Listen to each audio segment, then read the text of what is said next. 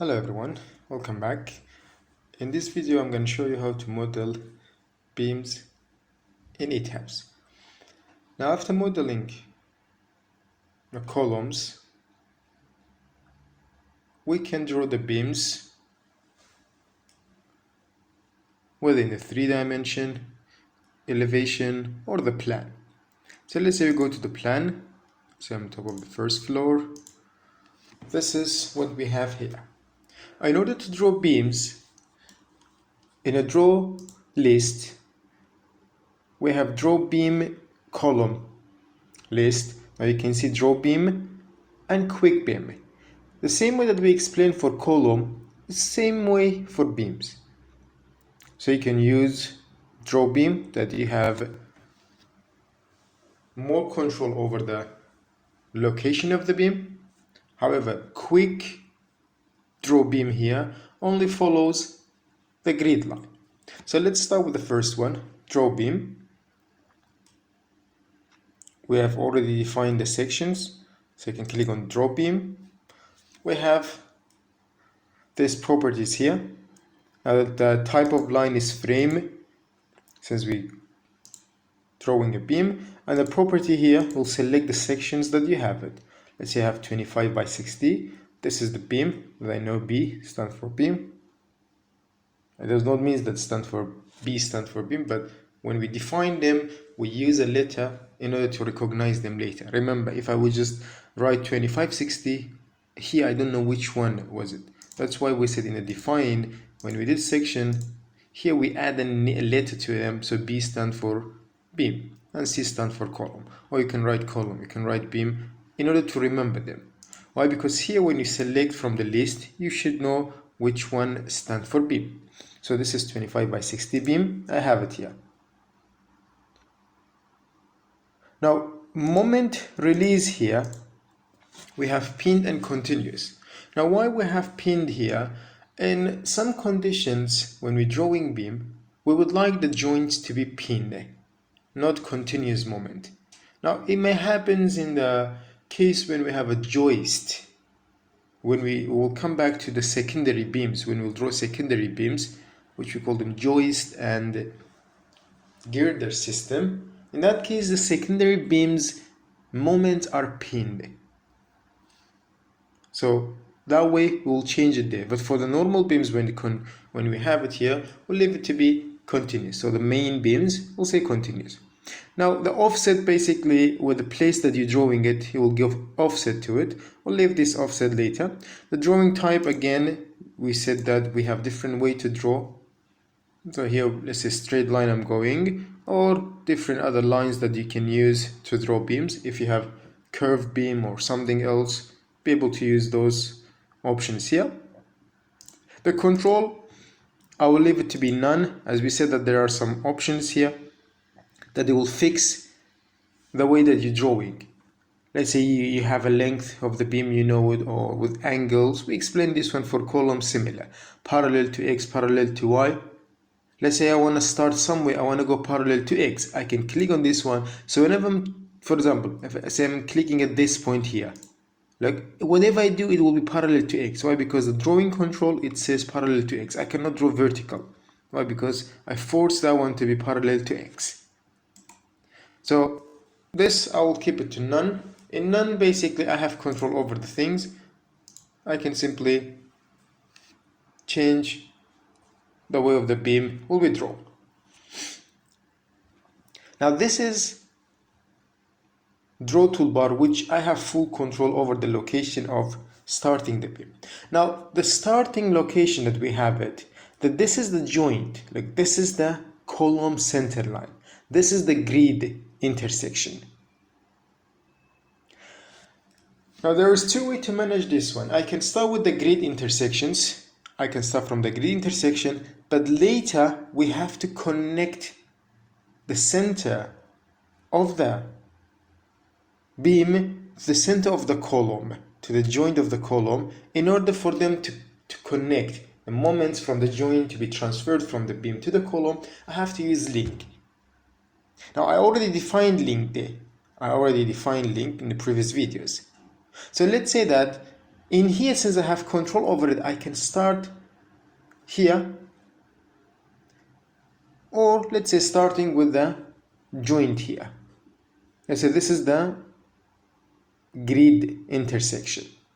So I'll start with the grid intersection, I'll click here, then it will allow me to draw for example, I'll go to this grid intersection here, if there is beam here, by the way, if there is beam. So let's say I'm going like this to grid intersection, let's say I go like this up to grid intersection, then to another grid intersection. So this way I can continue drawing the beams that I have it. Now, if this is one story, it will only be drawn in the story that I have it. If you remember, we said talk about these old stories, similar stories. So in the case, if I want to say similar stories, it will be drawn to the similar stories if you have the same way of beams. If you don't like that way, draw in one, then replicate the beams to the next story, so that they will be different. If you want to add something to them, they will not be linked to the one below. Now in Etabs, you will see something like this. It's totally normal. You don't need to say I'm changing this one here. No, Etabs normally working with the intersection. Those two beams intersect together, so the moment will be continuously released. If you change this joint to here, you will have some problem. Remember that it's in a 3D, so the extruded version. If I go to set display option and remove this to extrude frame and shell, so you'll see them as a line. That's it, a continuous line we have. And that's what you have to be careful of. The continuous line, that's enough. No need to say, okay, this is somewhere supposed to be there. No, I just continuous line connected together. Later we'll talk about the joints of the beam and the columns when you're applying link there. So in this manner, I can continue with draw, which I have access wherever. Let's say I have a beam which coming from here till here. Look, I have access to draw beam like this. This is why, because the command I'm using it's draw command that gives me control over the drawing. If I don't like something, I can simply select them and press delete. I'll delete those beams. So this is how we use the command draw. What if I want to use the quick draw beams and column? It will be easy if I have something, let's say this, just following the grid line. If you have something just follows the grid line, I can use this beam or the quick draw. The quick draw, remember, it will not allow you to draw. It will just, look, if you go over the grid line, it will just simply highlight the grid line. I'll say I'll put the beam here, I'll put the beam here, like this. Let's say here, if I click, it will place the beam for me.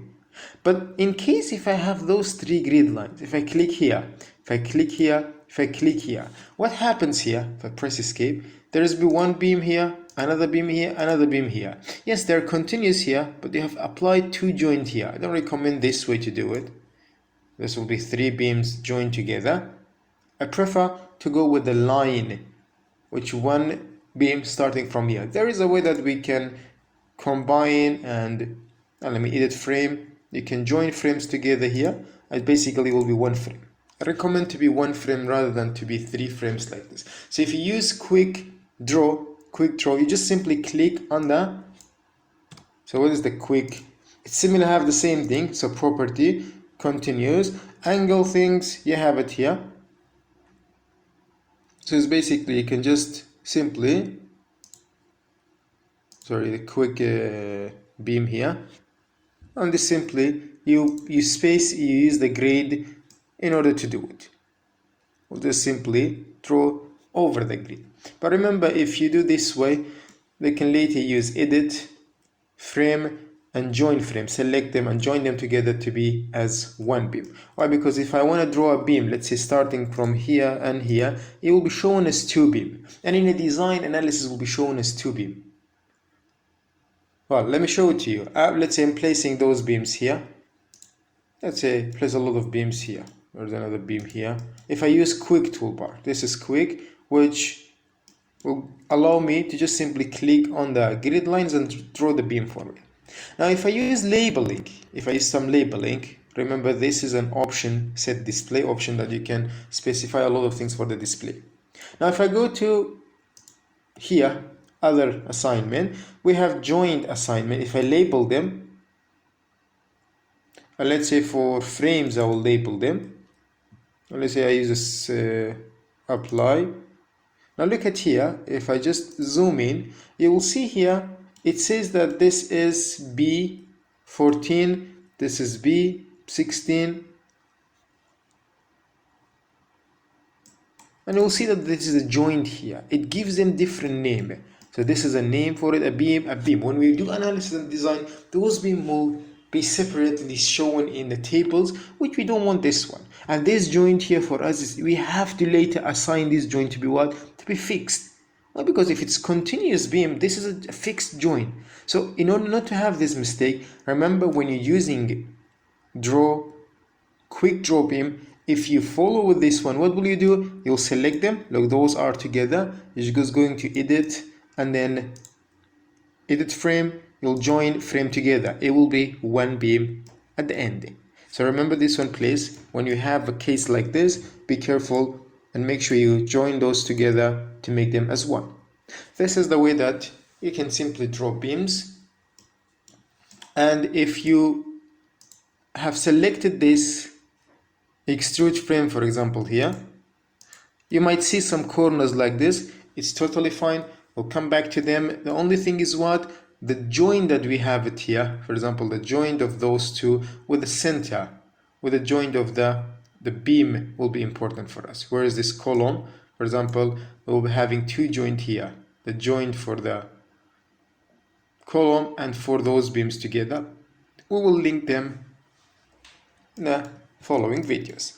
So assigning beam in Etabs is one of the easiest tests that you can do. The only thing you're supposed to know is when you're using quick draw, make sure that you'll join them together after, or you can just simply start with the drawing beams and you will draw the beam according to the location that we have it.